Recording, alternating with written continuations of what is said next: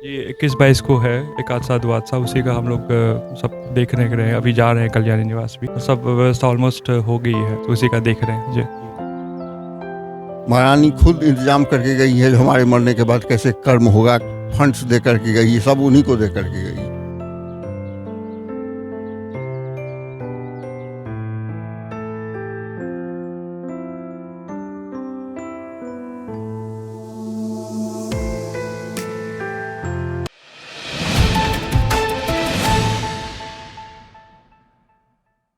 नमस्कार, मैं प्रणव कुमार मिश्रा। इस वक्त आपसे देखें नमस्कार मिथिला न्यूज़।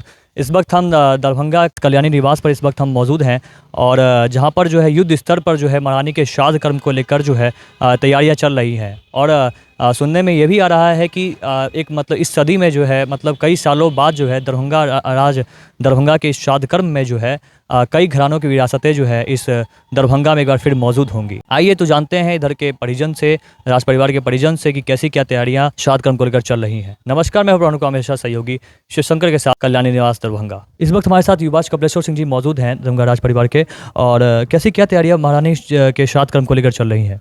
जी, 21-22 को है, एक हादसा, 2 हादसा, उसी का हम लोग सब देखने के रहे हैं। अभी जा रहे हैं कल्याणी निवास भी। और सब व्यवस्था ऑलमोस्ट हो गई है, तो उसी का देख रहे हैं। जी।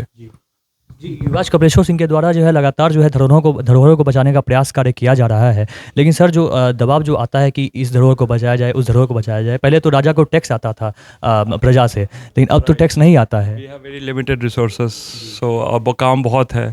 और तो अब तो हम लोग ट्रस्टी भी हो गए हैं जैसे, तो लाइक बहुत काम है। तो जो भी लिमिटेड हमारे पास रिसोर्स है, उसी में धीरे धीरे हम लोग कर रहे हैं।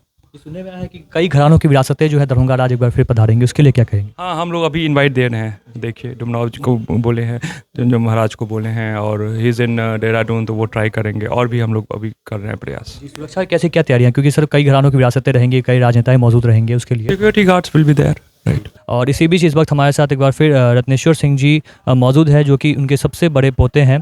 और महारानी के श्राद्ध कर्म को लेकर कैसी क्या तैयारियां चल रही है? श्राद्ध कर्म के लिए जितना भी हम तो करता है, कर्म कर रहे हैं।